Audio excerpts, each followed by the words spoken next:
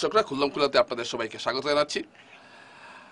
আজকে যে আলোচনাটা আমি করতে যাচ্ছি, প্রথমে আপনাদের কাছে অনুরোধ, আপনারা যারা ভিডিওটি দেখছেন, যারা ফেসবুকে দেখছেন, তারা অবশ্যই শেয়ার করবেন, লাইক করবেন, কমেন্ট করবেন, এবং যারা ইউটিউবে দেখছেন তারা অবশ্যই সাবস্ক্রাইব করবেন ভিডিওটি। দর্শকরা, আজকে আপনারা জানেন যে একটা বরাক উপত্যকা উন্নয়ন একটা মন্ত্রক তৈরি করা হয়েছে, এবং এই মন্ত্রকের প্রথম মন্ত্রী হয়েছেন আমাদের বরাক উপত্যকা থেকে লক্ষ্মীপুরের বিধায়ক কৌশিক রায়। তো অনুষ্ঠানের শুরুতেই তাকে স্বাগত জানাচ্ছি, তাকে অভিনন্দন জানাচ্ছি। কিন্তু আমার একটা প্রশ্ন এখানে রয়েছে, যে প্রশ্নটা সঙ্গত কারণে অনেকের মুখেই উঠছে।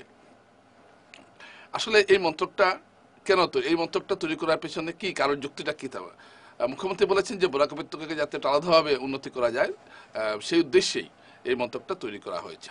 ঠিক যেরকম যেমন সারা দেশের মধ্যে উত্তর পূর্ব উন্নয়ন মন্ত্রক ডোনার একটা মিনিস্ট্রি আছে, মন্ত্রক আছে। কেন? যে উত্তর পূর্ব সারা ভারতের মধ্যে পিছিয়ে রয়েছে, তাই উত্তর পূর্বকে আলাদাভাবে উন্নতি করার প্রয়োজন রয়েছে, এবং সেই লক্ষ্যকে সামনে রেখে উত্তর পূর্ব উন্নয়ন মন্ত্রক যেটা এটা খোলা হয়েছে, এবং নর্থ ইস্ট কাউন্সিল যেটা আগে ছিল এটাকেও শক্তিশালী করা হয়েছে। যুক্তরাষ্ট্রীয় কাঠামোয় কোনো একটা বিশেষ অঞ্চল যদি অর্থনৈতিকভাবে অনগ্রসর থাকে, তাহলে সেই অঞ্চলকে উন্নত করার জন্য সরকার এ ধরনের পদক্ষেপ নিয়ে থাকে।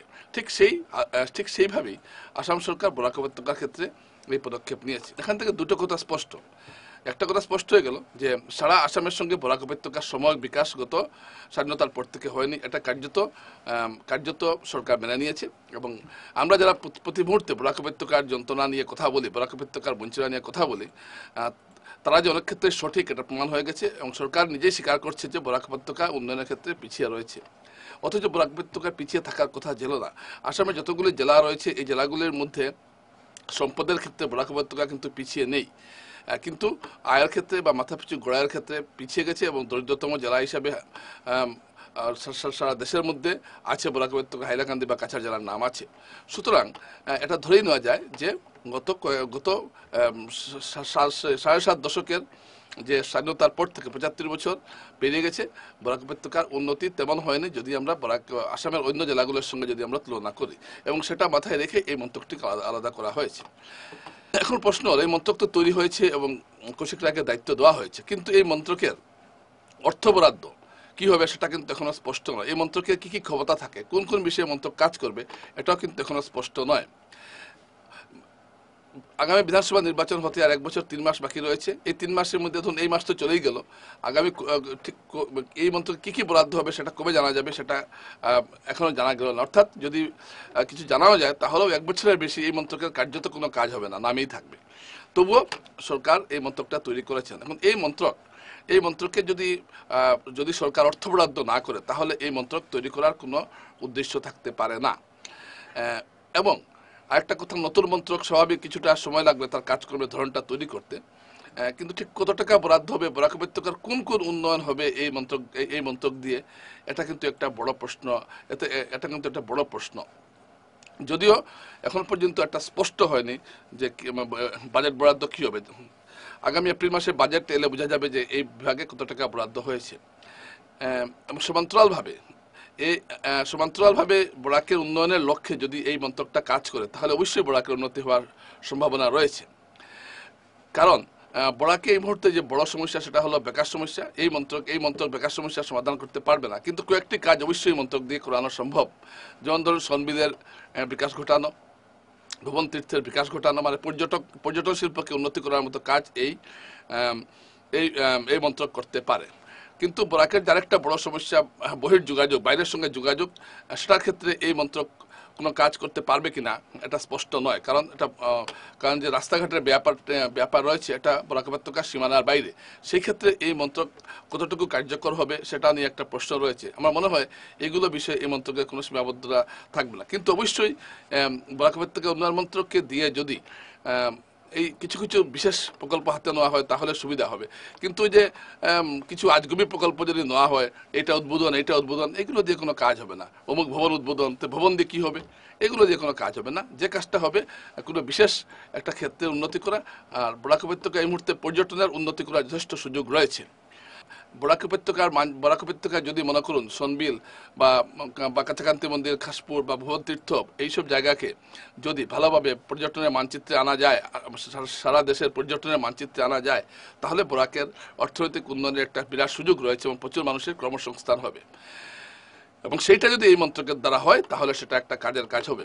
কিন্তু নিছক একটা রাস্তাঘাট বানানো এখান থেকে এখান পর্যন্ত, রাস্তাঘাট আসামমালা ভারতমালায় হচ্ছে, কোনো প্রয়োজনীয় রাস্তার অনেক কাজ হচ্ছে রাস্তার, কিন্তু যে কাজটা করলে মানুষের কর্মসংস্থান হয় সেই ধরনের প্রকল্প যদি এই মন্ত্রক হাতে নেয় তাহলে সেটা হবে একটা কাজের কাজ। কিন্তু প্রশ্ন হচ্ছে কত টাকা বরাদ্দ হবে এই মন্ত্রকের পেছনে, সেটা হচ্ছে সবচেয়ে বড় প্রশ্ন। এবং এই যে বরাদ্দ এবং এই টাকাটা কতটা বরাদ্দ হবে এটা সম্পূর্ণ নির্ভর করছে মুখ্যমন্ত্রী হিমন্ত বিশ্ব শর্মার উপর। তিনি যখন মন্ত্রক তৈরি করেছেন, আমরা আশা করব তিনি মন্ত্রকের জন্য যতটুকু অর্থ সাহায্যের দরকার বা অর্থ বরাদ্দের দরকার সেটা করবেন।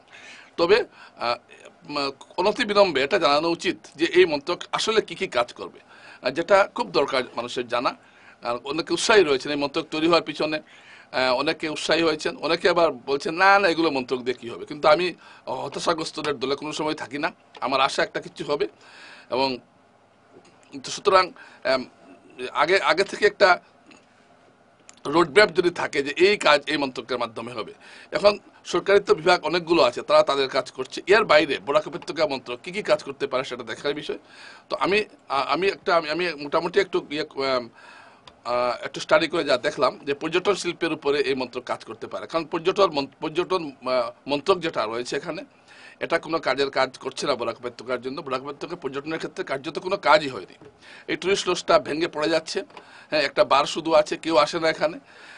এই টুরিস্ট লজটাকে রিনোভেশন করা যেতে পারে, কিন্তু এসব কোনো উদ্যোগ নেওয়া হচ্ছে না। অর্থাৎ পর্যটনের ক্ষেত্রে বরাককে পিছিয়ে রাখা হচ্ছে। এটা কংগ্রেস আমলেও ছিল এবং বিজেপি আমলেও ছিল। গত বছর যে পর্যটনের যে আসাম পর্যটন নিগমের যে ক্যালেন্ডার, যে সুবিনিয়রটা বেরিয়েছিল, সারা ভারতবর্ষের জন্য সুবিনিয়র তৈরি করা হয়েছে, এখানে কিন্তু বরাকের একটা পর্যটন স্পটের নাম নেই। অথচ সোনবিল্লার মতো এশিয়ার দ্বিতীয় বৃহত্তম নদী বিলের আছে বরাক উপত্যকাতেই। এবং এটা দেখার বিষয়, এটা প্রচুর পর্যটক আকর্ষণ করা সম্ভব এখান থেকে। কিন্তু এটা কোনো আমরা প্রয়োগ দেখিনি।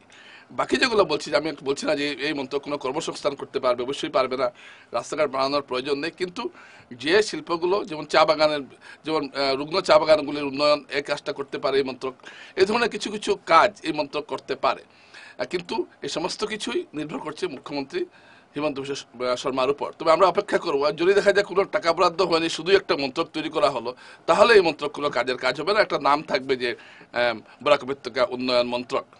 ডোনারকে দিয়ে অনেক কাজ কেন্দ্র সরকারের হয়, আগেও হয়েছে, ডোনারের মাধ্যমে প্রচুর উন্নয়নমূলক কাজ হয়েছে।